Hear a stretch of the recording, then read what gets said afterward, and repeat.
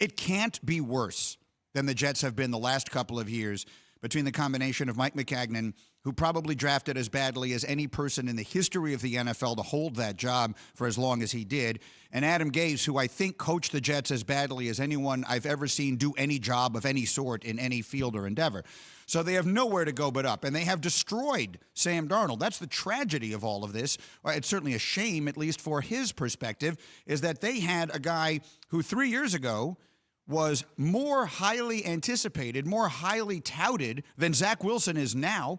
Every draft analyst we have, Mel Kiper, Todd McShay, you ask any of them, Sam Darnold was a better prospect 3 years ago than Zach Wilson is now. The Jets turned him into someone that they'd be lucky to get a third-round draft pick for. So that in and of itself tells you just how horrific and dysfunctional and completely inept they have been for the last few years. So they have nowhere to go but up. Now, having said that, the little bit that we've seen so far from Joe Douglas, I generally like. We've had no opportunity to see anything from the new coach, but based on everything that you hear from people who've played for him and people who know him, everyone seems to love him. So I go into it with optimism, and we'll see what happens. They have a very valuable commodity. They have the second pick in a draft where there are a bunch of quarterbacks that people want. They have another first-round pick coming up. They have a ton of draft capital. So they have the opportunity, if they get it right, to turn things around reasonably quickly. And let's see if they do. Greeny, I want to follow up on what you were just talking about before, what Steve Young said, and that connection between Zach Wilson and the 49ers. Now, we know Joe Douglas learned under the tutelage of Ozzie Newsome, so he's learned from the best. And then, of course, you have Robert Saleh, who you mentioned. Where does he come from but San Francisco? With the Niners moving up to 3, I always believe relationships are always there, and they're always talking. Did the Niners know something about what the Jets are doing at 2 to feel like, well, we don't have to make a deal with the Jets because we know what they're doing and we're going to move up to 3 and still get the guy that we want? For some reason, when I hear what Steve Young said, what I also then you reiterate it, that's my spidey senses tingling tell me that maybe those two have talked. The Niners know exactly what the Jets are doing, and the Jets have a much different plan than maybe we're expecting. I would agree with the first two pieces of that and not necessarily the third. I think the 49ers and Jets clearly have talked, and I think the 49ers know what the Jets are going to do. I think just based upon what all of our insiders are telling me, what Adam Schefter is telling me and what Dan Graziano is telling me and all of the people that I trust are telling me the Jets are set on Zach Wilson. And I think it is possible the Jets told the 49ers, look, relationships are important, but they're not giving up the guy they really want.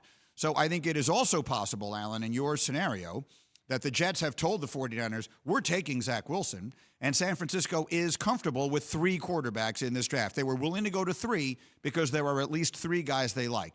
And I think that third guy, there's part of me that thinks it's going to be Mac Jones, but the bigger part of me thinks it's going to be Trey Lance. And I think that we will know the answer to that question when we see whether or not they trade Jimmy Garoppolo. If Jimmy Garoppolo is still on their roster by the time they make the 3rd pick in the draft, then I would bet you everything I have that pick is going to be Trey Lance.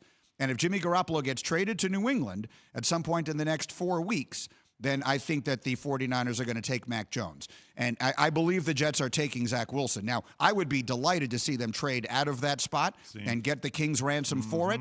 But I have resigned myself to the fact that that's not what they're going to do. No. And so now what you do is you just root for Zach Wilson to be great. No, Greeny, you are a beautiful mind. There are algorithms in that brain of yours that can see into the future. I don't care what Shefty says. I don't care what the experts say. I want to hear what you would do if you were the Jets with the 2nd pick. What would you do? Oh, I would definitely trade it. Yes. I would have traded it. Look what San Francisco gave up to go get the 3rd pick. You're talking about 2 1s and a 3. So let's say to go up to get 2 for a player that the consensus seems to be is a higher touted prospect. Let's say Carolina were to call them right now and say, we will give you 2 1s, a 2, or let's say this, 2 1s and Christian McCaffrey, or 2 1, maybe we'll give you Robbie Anderson back. You never should have let him go in the first place, or something like that. I would do it for sure. These quarterbacks are a 50-50 proposition either way, and I think there is every bit as good a chance that Sam Darnold turns out to be as good as Zach Wilson as not.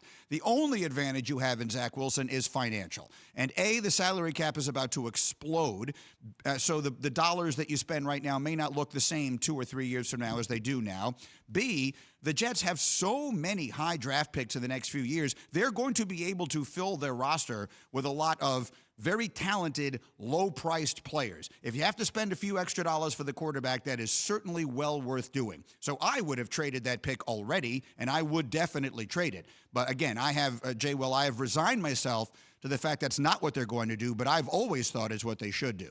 Greeny, you still have a lot of confidence that Sam Darnold can be a good quarterback in the NFL. If the Jets do draft a quarterback at 2, where do you think the ideal landing spot for Sam would be? I think the best thing that could happen to him would be to wind up as a backup in one of the places where they have one of these quarterback guru coaches. He needs a breather. That guy, look, I'll say it again.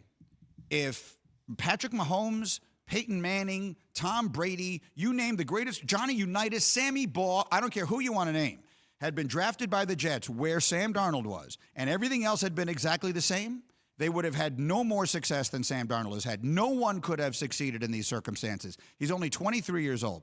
He needs a step back, he needs to take a breath, and he needs to sort of start all over again. And the best place to do that is with a coach like, I'll just throw the obvious names out there, Andy Reid, Kyle Shanahan, Frank Reich, any of those places. Go someplace where he can be a backup, spend a year learning and sitting, maybe behind a good quarterback, maybe, let's just throw out Pittsburgh, where he could sit for a year behind Ben with a great, stable organization and a really good coach, and maybe a year from now slide in and become the starting quarterback, something like that. I don't think, while I'm sure he wants to be a starting quarterback in 2021, I'm not convinced that the best thing for him wouldn't be to take 1 year to sort of sit, catch his breath, get his wits back about him. I still believe he has a chance to be a really good player.